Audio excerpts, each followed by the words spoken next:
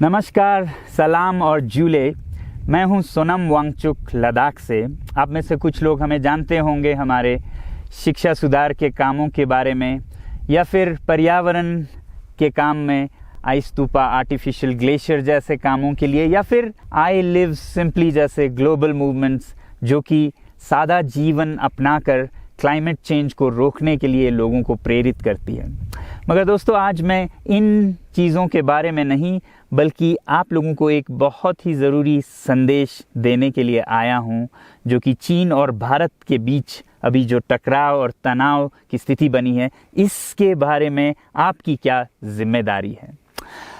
मैं लद्दाख में हूं और आप देख रहे हैं सिंधु नदी को बहते हुए यहाँ, और वो जो पहाड़ियाँ हैं उनके पीछे नुब्रा और चांगथांग के वो इलाके हैं जहाँ पर ये तनाव बढ़ता जा रहा है। हज़ारों सैनिक वहाँ ले जाए जा चुके हैं। सुनने में आया है चीनी वायुसेना के जहाज़ भी वहाँ तैनात किए गए हैं, और 1 घंटे पहले भारतीय वायुसेना के जहाज़ भी मेरे ऊपर मंडरा रहे थे।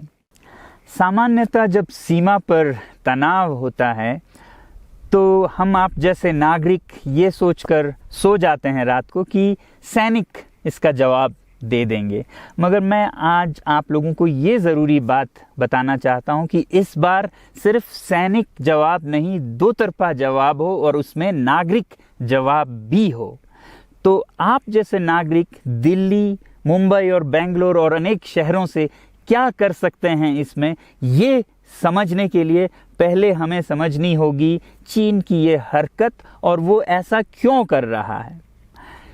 आपने देखा होगा कि ये सिर्फ भारत के साथ नहीं हो रहा है, बल्कि पिछले कई हफ्तों से चीन ये दक्षिण चीनी सागर में वियतनाम, ताइवान और अब हांगकांग के साथ भी छेड़खानी कर रहा है।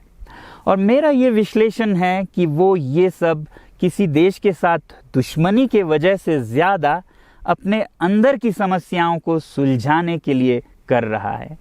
आज चीन को सबसे बड़ा डर है तो अपने जनता से डर है। उनकी 140 करोड़ की आबादी, जो कि एक बंधुआ मजदूर की तरह बिना मानवाधिकारों के चीनी तानाशाह सरकार के लिए काम करते हैं और उसे धनी बनाते हैं। जब वो नाराज़ हो जाए तो फिर एक क्रांति की सी परिस्थिति बन पड़ती है, और इससे चीन बहुत डरता है।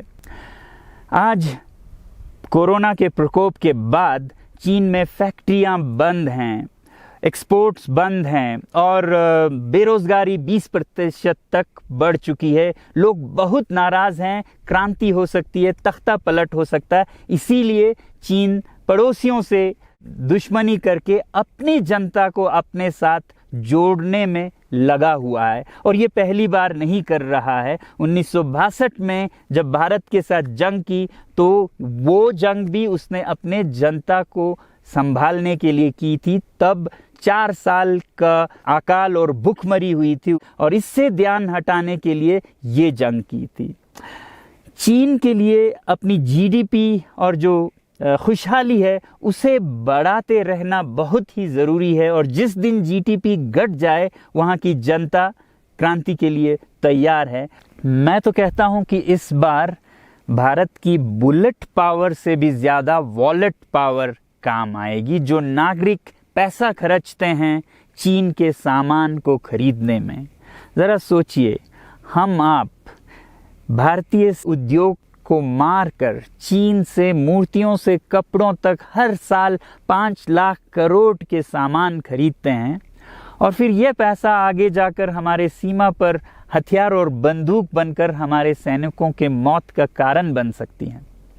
तो इसलिए अगर हमारे देश के 130 करोड़ लोग और 3 करोड़ जो भारतीय बाहर के देशों में हैं, सब मिलकर भारत में और बल्कि दुनिया भर में एक boycott made in China movement या अभियान शुरू करते हैं, तो आज दुनिया भर में चीन के प्रति रोष है।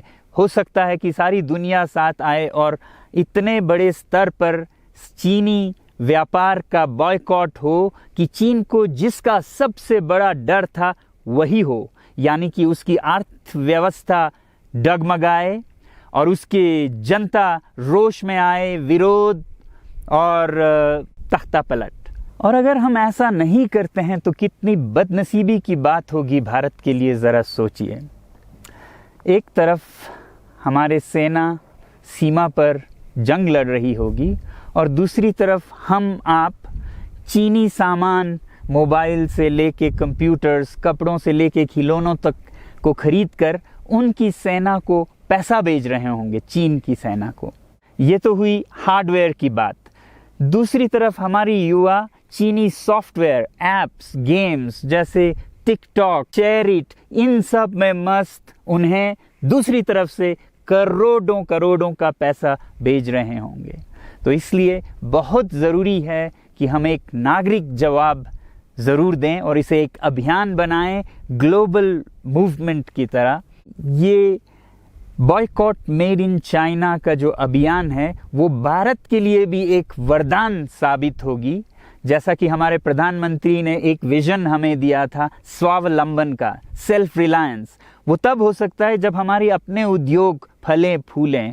और जब हम बॉयकॉट करते हैं इन सामान का तो अपने देश के उद्योग का, उत्पाद का हम प्रयोग करेंगे और उससे मजदूरों को रोजगारी मिलेगी और सारा देश खुशहाल होगा।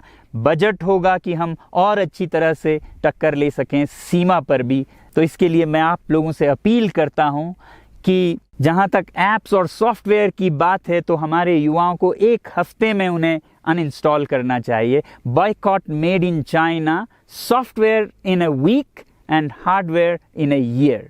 क्योंकि साजो सामान के लिए वक्त लगेगा हमारे अपने देश से और बाहर से विकल्प निकलने तक, तो उसे हम 1 साल के अंदर कर सकते हैं। तो ये हम न सिर्फ अपना प्रतिज्ञा करें बल्कि 100 और लोगों को इसके बारे में समझाएं, शेयर करें सोशल मीडिया पर, और हमारी जो मीडिया है वो जनता तक, देश के कोने कोने तक पहुंचाए। और जैसे ही इसका असर दिखने लगेगा, इंटरनेट से ऐप्स लाखों में, करोड़ों में अनइंस्टॉल होंगे, तो चीन को संदेश साफ जाएगा और यही एक तरीका उसे मेज़ पर पहुंचा सकती है जहां पर कि बातचीत हो शांति की। तो जाते जाते मैं ये बता दूं कि मैं क्या करने जा रहा हूं। इस फ़ोन पर जो भी चीनी ऐप्स हैं उन्हें तो मैं 1 हफ्ते में हटा रहा हूं, बल्कि ये फ़ोन जो कि चीन में बना है इसे भी मैं 1 हफ्ते में अपनी ज़िंदगी से अलग कर रहा हूं। और 1 साल के अंदर हर वो चीज़ जिस पे मेड इन चाइना लिखा है उसे ज़िंदगी से निकालने जा रहा हूं। हमें चीन से, चीनी लोगों से कोई समस्या नहीं है, चीनी सरकार और उनकी रवैयों से समस्या है। जब तक चीन में परिवर्तन ना हो हमें ऐसा करना होगा। और आप लोगों से मैं अपील करता हूं कि आप अपने शहर में, अपने मोहल्ले में ऐसे इवेंट्स करें जहां लोग प्रतिज्ञाएं करें कि चीनी सामान का बहिष्कार करें जब तक चीन में परिवर्तन ना हो। और मैं सालों से कहता रहा हूं कि 21वीं सदी में देश के लिए जान देने की नहीं बल्कि ज़िंदगी देने की ज़रूरत है।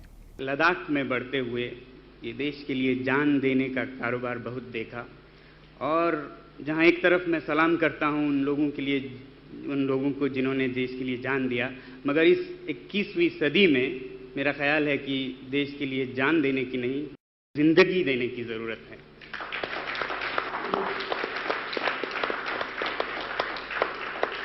तो आप भी निभाइएगा अपना रोल।